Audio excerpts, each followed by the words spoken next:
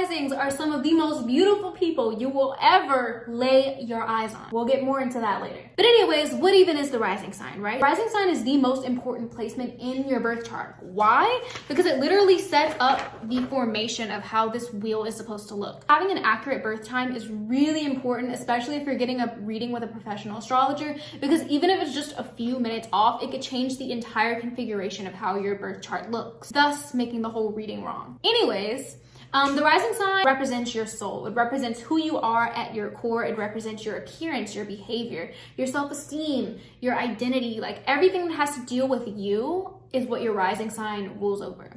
So rising sign is also known as the first house of self and the body. Now, having Libra in the first house is obviously going to make you very attractive. Libra is ruled by the sign of Venus in astrology. Venus in astrology is also known as a benefic, which is one of the planets that brings you good luck. It brings you good things in this life. Venus is also the planet of love and beauty and money. I don't think I'm really exaggerating when I say that Libra risings look like they are $1 million. Some celebrities who are Libra risings. Beyonce, in her chart ruler, which is Venus, aka the most important planet in your birth chart, her Venus is in her first house of Libra, of self. We've also got Britney Spears. Her chart ruler, Venus, is in Capricorn in her fourth house of home and family. I have my own thoughts on that scenario because of this whole free Britney type of thing. But anyways, this is not a Britney Spears chart reading. Maybe I'll do one for her, post it on here, but not today. We've also got Doja Cat. She's got her Venus in her Scorpio second house. So those are some very gorgeous Libra risings for you guys to feast your eyes on. Enough about them and more about you. Libra risings are very charismatic. You guys are very good at getting along with just about everybody. But yeah, so the first house rules over the self. The house directly opposite of the first house is the seventh house. The seventh house rules over the other, and in traditional astrology, it rules over marriage, but I think in more modern astrology, it just rules over, your love interests and also even your business partners. In simple terms, the seventh house rules over what your type is. So Libra rising are attracted to people who have Aries placements, people who know who they are, people who are not afraid to be who they are, who are not afraid to scrap with anybody who is willing to tell them different. That is that Aries energy. It's very passionate, very childlike in a way, very active, very physically active. Libra risings most likely are attracted to people who are, very fit. Obviously, this isn't going to be for everybody. Your Mars sign is going to tell you a lot more information on your type, because your seventh house is ruled by Mars. So you want to look at what Mars is doing in your birth chart, the house it's in, the sign it's in, the aspects it's making to other planets, to really give you that full picture of your type. Now, having a seventh house that's ruled by Mars can be a bit challenging sometimes, because Mars is one of the planets in astrology referred to as a malefic, meaning it can be a bit troublesome wherever it's located in your birth chart. And having a seventh house that's ruled by Mars can just kind of mean that your romantic relationships kind of almost need a certain amount of chaos and a certain amount of tension and a certain amount of pressure between you and your partnerships to be fun. You really, at the end of the day, you just want a fun partnership. One thing an Aries placement is gonna do is show you fun and show you passion.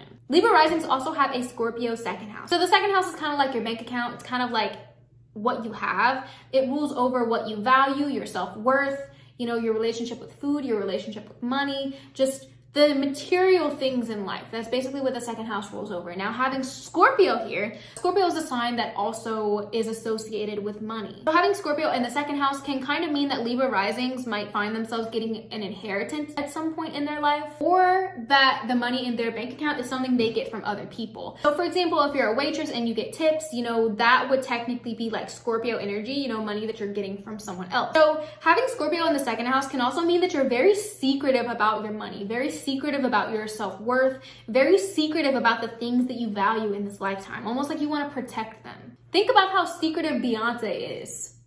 Yeah. But at the end of the day, you do still have Mars and Pluto ruling over your second house. Mars is one of the malefics, bringing a little bit of trouble wherever it goes. So you might have had to deal with financial problems at some point in your life, but also having Pluto ruling over the second house, Pluto being the planet of power and control and transformation, you might find that your finances go through these huge transformations over time, or almost like the extremes of wealth, right? You could go from being extremely poor to extremely rich, or vice versa. But also that you gain a lot of power from the money that you have. Pluto does rule over your personal power. So directly opposite the second house is the 8th house. And Libra risings have Taurus in the 8th house. So the 8th house rules over spirituality, it rules over sex and your sexual relationships, but it's also another one of the money houses. So if the second house is your actual bank account, the 8th house is more of like the deposits or the charges on your bank account too. So Taurus is the sign of money in astrology. I think that Libra risings are very crafty with the way that they invest and spend their money, of course. The Taurus in the 8th house is also going to make you sexually attracted to people who have Taurus placements. Libra risings also have a Sagittarius 3rd house. So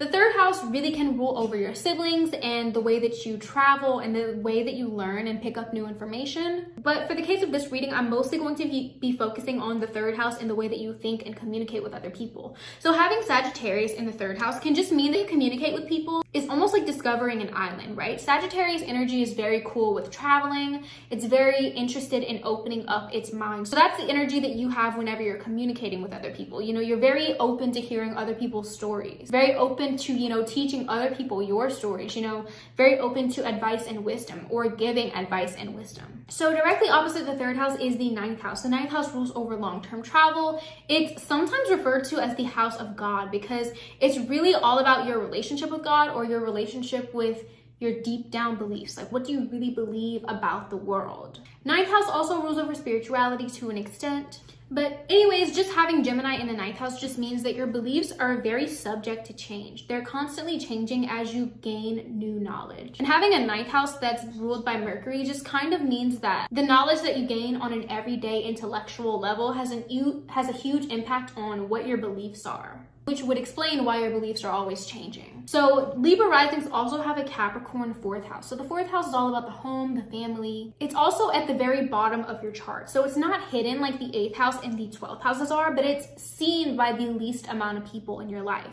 So only people who are very close to you get to see this Capricorn side of you. You know, whenever you're around your family, you might be a very serious person. You might have even had, you know, a family who worked a lot and you might have had to kind of grow up a little bit faster than other people did as a child. You might have had a lot of responsibilities placed on you as a child that you really shouldn't have had. Capricorn energy is very intense. It, you know, has a lot of weight on its shoulders, a lot of responsibility. And whenever it's placed in such a tender area like the 4th house, it can just mean that, you know, your family life can almost be kind of stressful sometimes. But on the other hand, your family life might be very stable because of that same amount of responsibility. The reason that this is like this is because your 4th house is ruled by Saturn. Saturn is also known as one of the malefics in astrology, which kind of brings about trouble wherever it is. And Saturn really just dishes you some really hard lessons. And Saturn slowly but surely builds stability over time. So if you have like a troublesome relationship with your family, just trust that it will be fine in time, but you actually have to put in work if you want that relationship to be good. So directly opposite the 4th house is the 10th house, which is seen by the most amount of people in your life. The 10th house rules over your career, your public image, your reputation, all of that pretty stuff. If you're a Libra rising and you have Cancer in the 10th house, you might be interested in the medical field or just taking care of other people. Cancer energy is very homey, it's very emotional, it's very nurturing. So Libra risings might find themselves being nurses or doctors or, you know, people who take care of like hospice people, possibly even teaching, you know, taking care of the younger generation. Having Cancer in the 10th house can also just mean that other people see you as really adorable, someone who's very emotional and someone who is very sweet and innocent. Even if you aren't, other people may see you that way. They might see you as just like a very caring person. Now, obviously, the state of your 10th house is really going to depend on if you have any planets in there and what your moon sign is doing. So wherever your moon is, it's going to be directly connected to your career. So Libra risings also have Aquarius in the 5th house. The 5th house is all about fun and creativity and your romantic life and your sex life and also your children and your relationship to your children. Having Aquarius in the 5th house just means that your approach to all of these things is very different than other people, but also very innovative, and it could benefit you in a way. So if you were born in Gen Z, then you most likely have your Uranus and Neptune here. Uranus being the planet of very shocking, sudden, but well thought out change, and Neptune ruling over confusion and creativity, but also addiction. Libra risings have a tendency to overindulge in sex sometimes if you have Neptune in the 5th house, because the 5th house is a sexual house, but also just like a very weird sex life. You know, Aquarius energy is quote unquote known as like weird, but it's just very different than people would expect of you. So you might find yourself having very odd sexual experiences sometimes. Now, directly opposite the 5th house is the 11th house, which rules over your long-term friends, and it rules over networking, the way that you network yourself, your hopes, dreams, and wishes, and also people who think similarly to you or a community that you belong to. So for example, if you belong to a certain church or if you belong to the One Direction fandom at any point in your life, this is where those topics are relevant, right?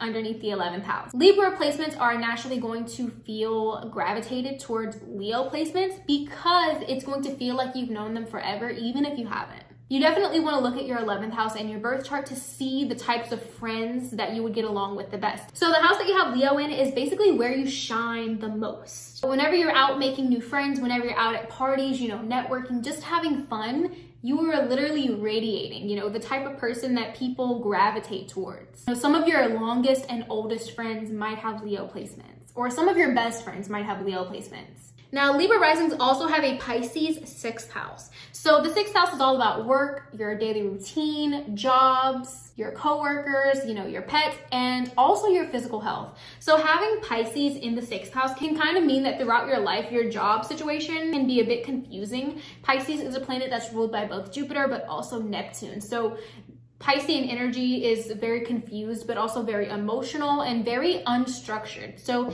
Libra risings might find themselves having like a very unstructured daily routine unless you have other indicators in your chart that you're not. But also having Pisces in the 6th house just might mean that you need to engage in a certain amount of escapism every single day to feel normal. And by escapism, I mean like watching TV, reading books, etc. Having Pisces in the 6th house just means that escapism is almost a little bit necessary throughout your day. Like existing in real life all the time can be exhausting. And trust me, I know because I have a Pisces moon. But having Pisces in the 6th house just means that a little bit of mysticism, a little bit of escapism needs to be applied to your daily situation. And you'll be a lot more productive that way. So directly opposite the 6th house is the 12th house, which is a very hidden house in your birth chart. It's all about the subconscious.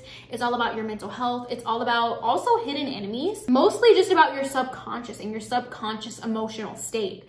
So having Virgo in the 12th house can kind of mean that your subconscious emotional state can be quite anxious. Virgo energy is often very nervous because it wants everything to be very perfect and it wants everything to be very organized. And Virgo is a sign that's associated with serving others, improving the lives of others. So if you're a Libra rising and you have Virgo in the 12th house, I kind of feel like you guys can be kind of hard on yourselves, almost like you want to be perfect or feel perfect. And I would not be surprised to see that a lot of Libra risings tend to like compartmentalize their emotions in order to feel safe on a day-to-day basis. Your 12th house is ruled by Mercury though, so definitely check out what it's doing in your birth chart, and that'll give you a lot more information on your like subconscious mind and mental health and well-being type of thing.